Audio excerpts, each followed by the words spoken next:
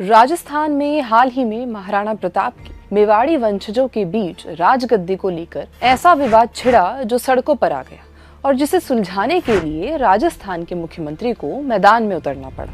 ये विवाद है कि मेवाड़ की गद्दी का महाराणा कौन होगा।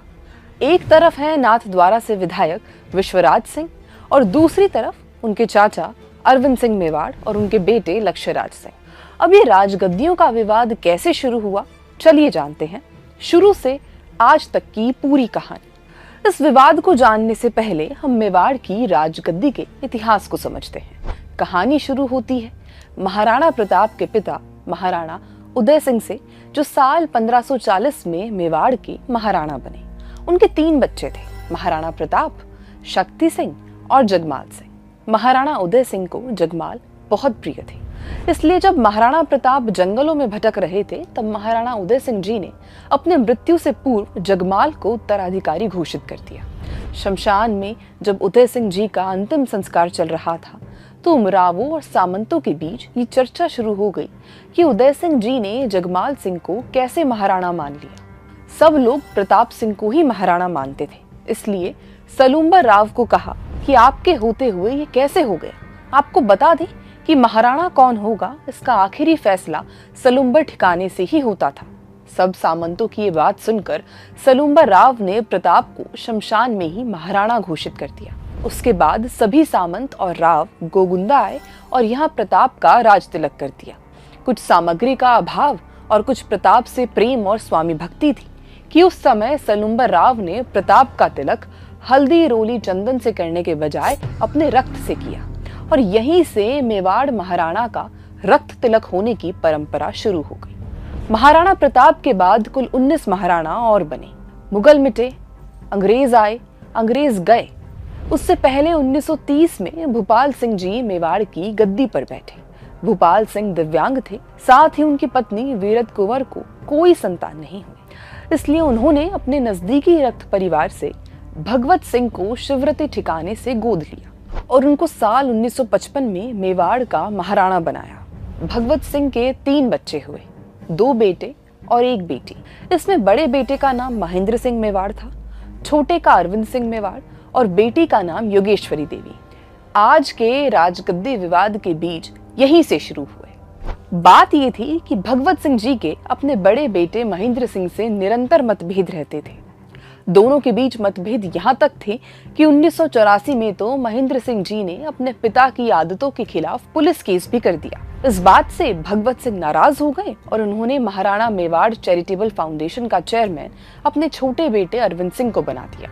ये संस्था बहुमूल्य है क्योंकि इसी के अंदर महल समेत अन्य अमूल्य राज्य संपत्तियों का मालिकाना हक आता है। इस वजह से महेंद्र सिंह जी अपने पिता के साथ रहने के बजाय सिटी पैलेस के पीछे के हिस्से सामोर बाग में रहने लगे। 1984 में ही महाराणा भगवत सिंह जी की मृत्यु हुई। इसके बाद सभी उमराव और सामंतों ने एक मत से महेंद्र सिंह जी को महाराणा नियुक्त किया, क्योंकि परंपरा के अनुसार महेंद्र सिंह जी बड़े बेटे थे और ये उनका ही हक था। लेकिन महेंद्र सिंह जी के महाराणा होने की घोषणा और राज तिलक के बीच एक घटना हुई। महाराणा भगवत सिंह जी के मृत्यु के 12वें के अवसर पर छोटे बेटे अरविंद सिंह मेवाड़ ने अपने पिता भगवत सिंह मेवाड़ की एक वसीयत पेश की और यह क्लेम किया कि वसीयत अनुसार ये सारी संपत्ति उनकी है। लेकिन उमरावों और सामंतों का निर्णय था कि वो महेंद्र सिंह जी को ही मेवाड़ का महाराणा बनाएंगे और निर्णय अटल है। इसके बाद जब सभी उमराव और सामंत महेंद्र सिंह जी का राज तिलक करने के लिए सिटी पैलेस पहुंचे, तब छोटे भाई अरविंद सिंह जी ने वही काम किया जो वर्तमान में लक्ष्यराज सिंह ने किया। अरविंद सिंह जी ने भी सिटी पैलेस के दरवाजे बंद करवा दिए। उस वक्त प्रशासन भी इतना मजबूत नहीं था। इस कारण अरविंद सिंह जी की इस हरकत पर मेवाड़ की प्रजा, उमराव और सभी सामंत आक्रोशित हो गए और तलवार और बंदूकों के साथ सिटी पैलेस को घेर लिया। हाथी लाकर सिटी पैलेस का दरवाजा तोड़ दिया और महेंद्र सिंह जी को लेकर अंदर घुस गए। सिटी पैलेस के अंदर घुसने के बाद पता चला कि अरविंद सिंह जी के खास लोगों ने उन्हें पहले ही परिवार समेत पीछे के दरवाजे से पैलेस से बाहर निकाल दिया है। उनके कक्ष में सिर्फ शराब की बोतलें और जली हुई सिगरेट्स मिली। राज परिवार के सूत्र तो ये भी बताते हैं कि यदि उस दिन अरविंद सिंह मेवाड़ सामंतों के हाथ लग जाते तो शायद बड़ी अनहोनी हो जाती। लेकिन उस समय अरविंद सिंह जी के बड़े भाई महाराणा महेंद्र सिंह जी ने सब सामंतों को रोक दिया था और कहा कि अरविंद मेरा छोटा भाई है, ये मेरे परिवार का मामला है, इसको हम आपस में ही सुलझा लेंगे। तब जाकर उमराव और सामंत शांत हुए। खैर, इस भयंकर हंगामे के बाद सभी उमराव, सामंतों और अपनी माताजी की उपस्थिति में महाराणा के पद पर महेंद्र सिंह जी का राज तिलक किया गया। रंग दस्तूर हुआ, जो कि मेवाड़ की राजकीय परंपरा है। इसमें महाराणा बनने के बाद राजा अपने सभी उमराव और सामंतों को रंगीन वस्त्र पहनाकर उनको उत्सव के रंग पहनाता है, जिसे रंग दस्तूर कहते हैं। इसके बाद महाराणा महेंद्र सिंह जी सिटी पैलेस में ही रहने लगे। दूसरी तरफ अरविंद सिंह जी महल से जाने के बाद उदयपुर में ही पंचवटी नाम की एक जगह पर रहने लगे, जहां उन्होंने थोड़े समय के लिए दूध की डेयरी भी चलाई। एक तरफ परंपरा अनुसार उमराव और सामंतों का महाराणा की पद नियुक्ति का अधिकार था, तो दूसरी तरफ वसीयत के अनुसार संपत्ति का अधिकार।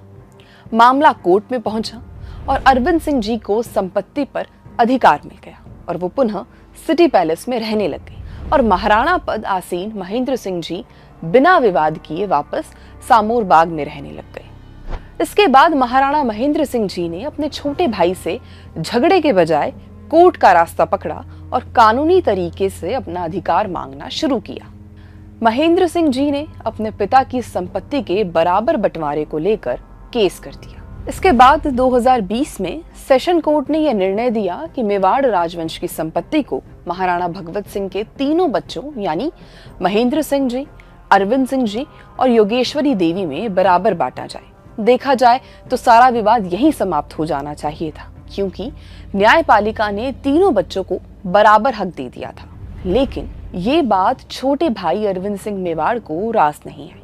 वो इस फैसले के खिलाफ हाई कोर्ट चले गए और जो विवाद शांति से खत्म होना चाहिए था वो और बढ़ गया।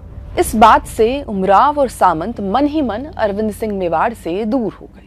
उनको लगने लगा कि बड़ा भाई आज तक छोटे भाई से भेदभाव नहीं कर रहा और छोटा भाई लगातार बड़े भाई की अवहेलना कर रहा है। ये तो रहा पुराना विवाद, लेकिन कुछ दिन पहले जो एक नया विवाद हुआ उसकी तरफ चलते हैं। इसी साल 10 नवंबर 2024 को महाराणा महेंद्र सिंह जी का निधन हो गया। उनके निधन के समय उनके छोटे भाई अरविंद सिंह मेवाड़ उनके पास नहीं जा पाए, क्योंकि उनकी तबीयत खराब थी। लेकिन उनके पुत्र लक्ष्यराज सिंह अपने ताऊजी के अंतिम संस्कार में नहीं गए। यहाँ तक कि वो एक बार भी अपने ताऊजी के घर अपने चचेरे बड़े भाई विश्वराज सिंह जी से मिलने भी नहीं गए, जबकि महाराणा महेंद्र सिंह जी अरविंद सिंह जी के घर के यानी सिटी पैलेस के पीछे के हिस्से में ही रहते थे।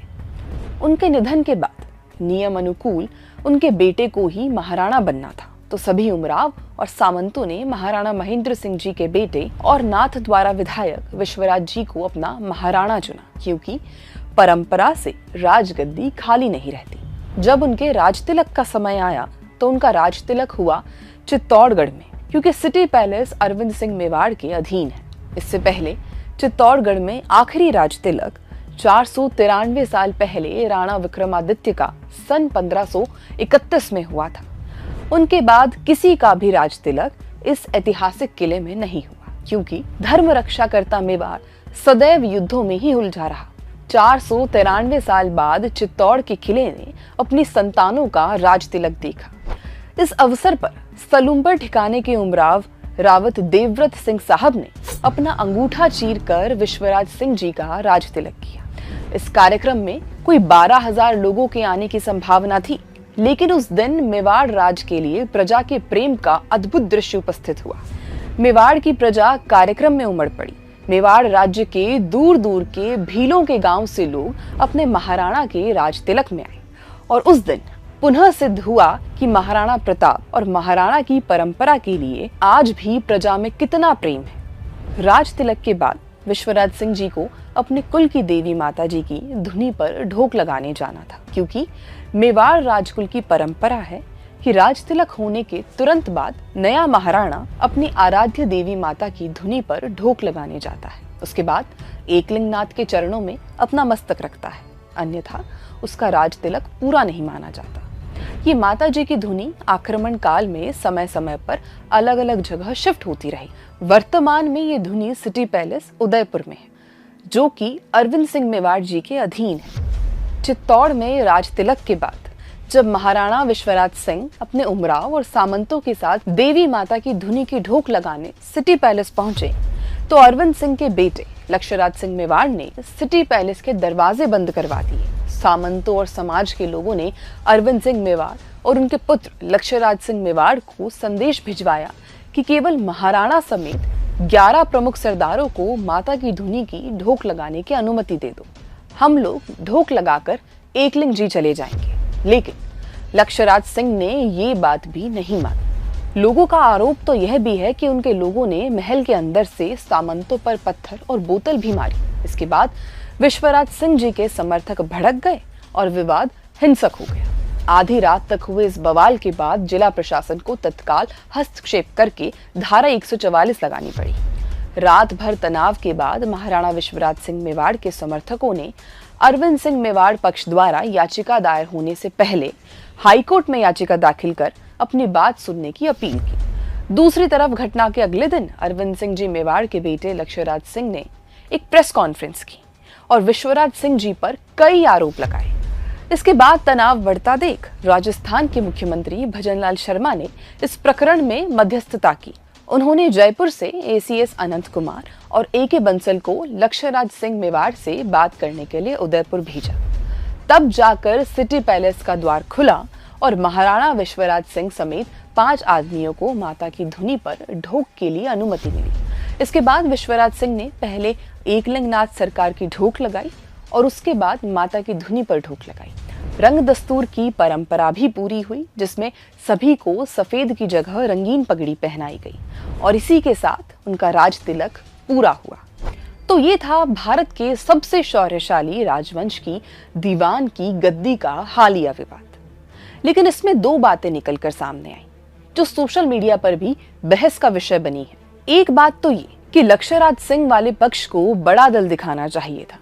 जो काम तनाव और सरकार के हस्तक्षेप से हुआ, वो काम प्यार प्रेम से हो जाता तो परिवार की गरिमा बनी रहती। दूसरा मुद्दा घोर वामपंथ का है। इंटरनेट पर बहुत सारे लोगों ने ये विरोध करना शुरू कर दिया कि ये राजतंत्र नहीं है, लोकतंत्र है, सरकार को तुरंत इसे रोकना चाहिए। ये घोर वामपंथी विचार है। विरोध करने वाले भूल जाते हैं कि ये परंपरा कोई सरकारी कार्यक्रम नहीं था, जो इसमें लोकतंत्र जैसी बात लेकर लोग बिना जाने समझे विरोध करने लग गए। ये एक परिवार और उस परिवार से जुड़े परिवारों का बिल्कुल निजी पारिवारिक मामला है।